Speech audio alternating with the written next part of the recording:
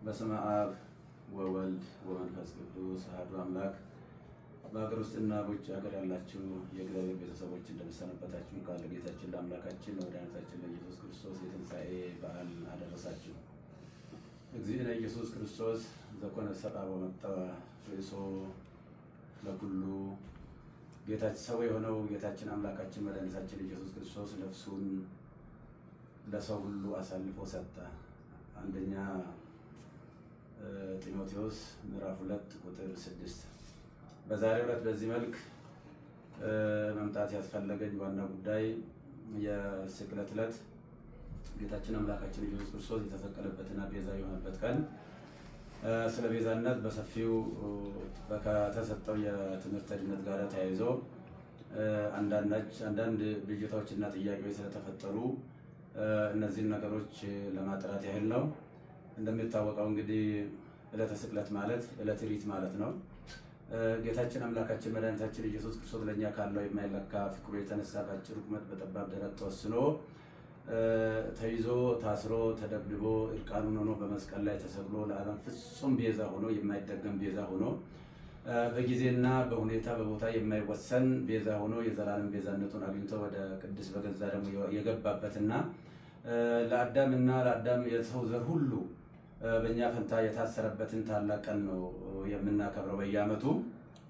እና ይህ ሲተነተን ቤዛነት በአራት እንደሚከፈል ይታወቃል። ከዛም በላይ ሊሄድ ይችላል። በእርግጠኛ በአራት ብናይ በጣም ጥሩ ነው። የገንዘብ ቤዛ አለ፣ የቁስ ቤዛ ማለት ነው። የእንስሳ ቤዛ አለ፣ የሰው ቤዛ አለ። ዋናውና ትልቁ ግን የጌታችን የአምላካችን የመድኃኒታችን የኢየሱስ ክርስቶስ ቤዛነት ነው። እና ይሄ ስለ ነገረ ድነት በሰፊው የሚሰጥበት ሰዓት እነዚህ ምንም ከቁስ ጀምሮ እስከ ሰው ያሉ ሁሉ ቤዛ መሆን ቢችሉ የጌታችን የአምላካችን የመድኃኒታችን ኢየሱስ ክርስቶስን ፍጹም ቤዛ ሊተኩ የማይችሉ ናቸውና በፍጡርና በፍጡራን መካከል ያለውን ቤዛነት ለመለየት በተለይም ጌታችን አምላካችን መድኃኒታችን ኢየሱስ ክርስቶስ ስለ ስርየት ኃጢአት በመስቀል ላይ ተሰቅሎ በከፈለው ቤዛነት ስም ፍጡር ሊጠራ አይችልም በሚል የሰጠው ትምህርት ብዙ ምዕመናንን አደናግሯል። ከአውዱ ውጪ አንዳንድ ሰዎች ቃሉን አጣመው በመተርጎም ጦርነት በመቀስቀስ ህዝቡን በማነሳሳት በተለይም ደግሞ ደጋጎች ምዕመናንን በጣም አሳዝኗል። ከእመቤታችን ከቅድስት ድንግል ማርያም ጋራ እንዴት የፍጡር ቤዛ የለም ይባላል? ከገንዘብ ጀምሮ ከቁስ ጀምሮ ብዙ ቤዛዎች አሉ ብለው በመተንተን ነው ብዙ ጊዜ ሲወራ ሲነገር የነበረው።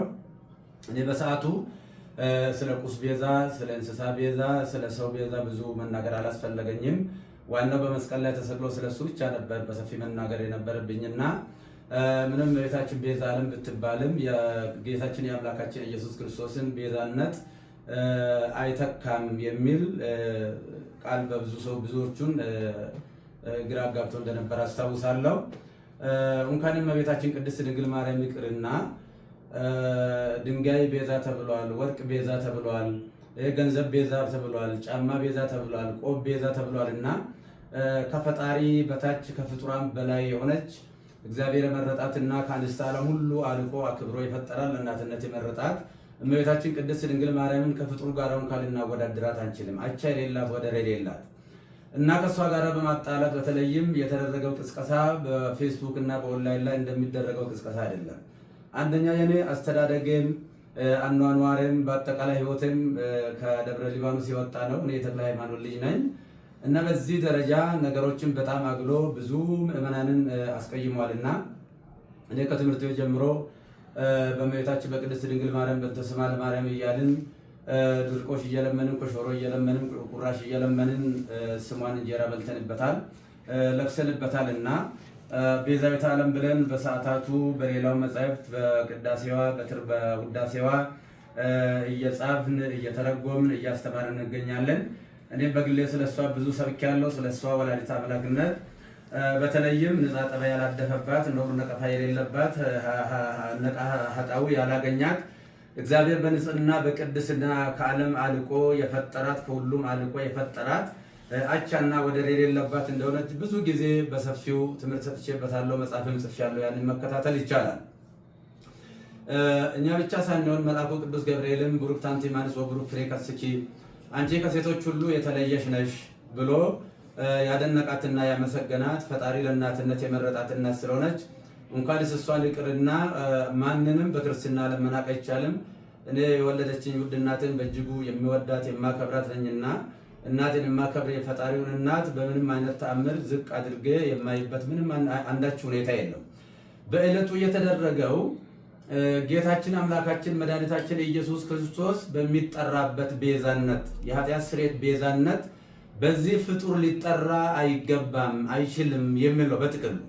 አብ ትክክል ነው። ከመልአክ ጀምሮ እስከ ሰው ያለ ሁሉ ወይም ደግሞ ዓለም ከተፈጠረ ዘመን ከተቆጠረ ጀምሮ እስካሁን ድረስ ያለ ወይንም ደግሞ እስከ ለብሰ ምጽአት ድረስ የሚቀጥል ሁሉ ኢየሱስ ክርስቶስ ጌታችን መከራቸው የተቀበለውን መከራ ቢቀበል ጌታችን አምላካችን መድኃኒታችን ኢየሱስ ክርስቶስ በቀራንዮ የከፈለውን ቤዛነት ማንም ሰው መክፈል አይችልምና እሱ የኃጢአትና የሞት መድኃኒት በማዳኑ ተረፈ ደዌ የሌለበት የዓለም ቤዛነቱ የኃጢአት ስርየት ነው። አው እያንዳንዳቸው ለምሳሌ እነ ሙሴ ቤዛ ተብሏል። ነገር ግን የሙሴ ቤዛነት በአረፍተ ዘመን ተገጥቷል፣ በጊዜ ተገጥቷል፣ ዮርዳኖስ ማዶ ተገጥቷል።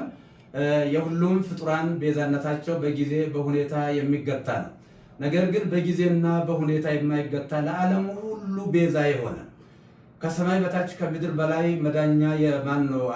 ከሱ ውጭ አዳኝ የሌለ የጌታችን የአምላካችን የመድኃኒታችን የኢየሱስ ክርስቶስን ቤዛነትን በደንብ አጉልቶ ለማሳየት እና ለማስተማር ካልሆነ በስተቀር ከእመቤታችን ከቅድስት ድንግል ማርያም ክብር ጋራ ምንም የሚያገናኝ አንዳችም ነገር የለም። እሷም ከፈጣሪ ልጅ ከተቀበለው መከራ ጋር ሊወዳደር አትችልም እና ብዙ ምዕመናን በዚህ ጉዳይ በእጅጉ አዝነዋልና የኢየሱስ ክርስቶስ ቤዛነትና አዳኝነት ለድርድር ለክርክር የማይቀርብ ለምንም ለውይይት የማይቀርብ ዛሬም ትላንትናም ነገም ያው የሆነ እሱ ለዘላለሙ ሲያድን ይኖራል። እንግዲህ ይህ ሲባል ሰዎች ለሚዲያ ፍጆታ አንዳንዶቹ ደግሞ ከሆነ ነገር ጋር የተያያዘ በሚመስል መልኩ የተከፈተብኝ ዘመቻ እኔን የማይመለከተኝ መሆኑን ህዝቡ በደንብ እንዲያውቅ ለማለት እፈልጋለሁ። እንደምታወቀው ይህንን በሰፊው በሚዲያ በማራገብ ምዕመናንን በማሳሳት በማሳዘን በማልቀስ የተለያየ ትርጉም በመስጠት ሲያካሂዱ የነበሩ ወንድሞችና እህቶችን አባት ነኝና አባት እንደመሆኔ መጠን ሳልቀየማቸው ይቅርታ እያደረግኩ እግዚአብሔር ይቅር በላቸው ለማለት እወዳለሁ። በተረፈ ግን በፍጹም የዋህነትና በፍጹም ቅንነት ያዘኑ የተከዙ በዚህ ጉዳይ ላይ እንዴት ያሉ የዋሃንና ንጹሃን ቅዱሳን ምዕመናንን ከልብ ይቅርታ ጠይቃለሁ። ቤተክርስቲያንም ደግሞ በዚህ ጉዳይ ስሟ በመነሳቷ ታላቋ ቤተክርስቲያን ይቅርታ ልጠይቃት እወዳለሁ። ለሁላ በደንብ ግልጽ መሆን የሚያስፈልገው የእመቤታችን የቅድስት ድንግል ማርያም ንጽሕና ቅድስና እግዚአብሔር የሰጣትን ክብር ስንሰብክ ነው የኖርነው፣ ወደፊትም የምንሰብከው ነው። ለምሳሌ እመቤታችን ቅድስት ድንግል ማርያም እስራኤል ቀይ ባህርን ሲሻገሩ ውሃ ሳይረጥባቸው ጭቃ ሳይነካቸው በደረቅ መሬት እንዳሻገረ ሁሉ በብሉይ ኪዳን ጥንተ አብሶ ካለባቸው ወላጆቿ እሱ በመለኮታዊ ኪነ ጥበቡ ጠብቆ አስውቦ አሳምሮ የፈጠራት እጅግ ውድ እናት ነች። በአሳ አንበሪ ዮናስ 3 ቀን ውሎ ሲያድር አሳ አንበሪ ሳያደማው ሳይቆስለው እግዚአብሔር በኪነ ጥበቡ በመለኮቱ ጠብቆ ወደ የብስ እንዳመጣ ሁሉ ከርኩሰትና ከኃጢአት ጠብቆ በቀደመው የአዳም ጥንተ ስጋ ፈጥሮ የሰጠን እናታችን ነች። ወላዲተ አምላክ አምላክን የወለደች እግዚአብሔርን ለእናትነት የመረጣት። ስለዚህ የእመቤታችን የቅድስት ድንግል ማርያም ቤዛነት የሚጀምረው እንደ ፈጣሪ ባይሆን ለምሳሌ ሙሴን ለፈርዖን አምላክ አድርጌ እሰጥሃለሁ አስነሳለሁ ለፈርዖን ቢለውም ሙሴ የባህሪ አምላክ ሆነ ማለት አይደለም። እንደዚሁም አማልክት ዘበጸጋ የሚባሉ አሉ። የጸጋ አማልክት ናቸው እንጂ የባህሪ አምላክ አይደሉም። እመቤታችን ቅድስት ድንግል ማርያም ቤዛዊተ ዓለም ብንላትም በእናትነቷ ሰማይና ምድር የማይወስነውን ልጅ ወልዳ በመስጠቷ ቤዛዊተ ዓለም እንላታለን እንጂ የጌታችን የአምላካችን የመድኃኒታችን የኢየሱስ ክርስቶስን የቀራንዮ የመስቀል ላይ ቤዛነትን ትተካለች ብለን አይደለም። ስለዚህ እሷ በንጽህና በቅድስና የታተመች እናት ስለሆነች ከታናሽነታችን ጀምሮ ውዳሴዋን በመድገም ቅዳሴዋን በመማር ያደግንባት እቺ ታላቅ ቤተክርስቲያን በአሁኑ ሰዓት ፈተና ሊደርስባት አይገባም ብዬ እላለሁ። በተለይም ይህንን አጀንዳ በስፋት የሚያራግቡ ወንድሞች ጥፋቱ እንኳ ቢኖር ቀረብ ብሎ መጠየቅና መመካከር፣ ችግርም ካለ መፈታት ነው የሚያስፈልገው እንጂ በሚዲያ በእንደዚህ አይነት ጦርነት መቀስቀሱ በእውነቱ ትዝብት ላይ የሚጥለን ይሆናልና ለወደፊትም እመቤታችን ቤዛ ስንል እንግዲህ ቤዛዊተ ኩሉ ዓለም ብሎ ታላቁ አባ ጊዮርጊስ ዘጋስጫ በሰፊው ዘምሮላታል። ያሬድን በሰፊው ዘምሮላታል።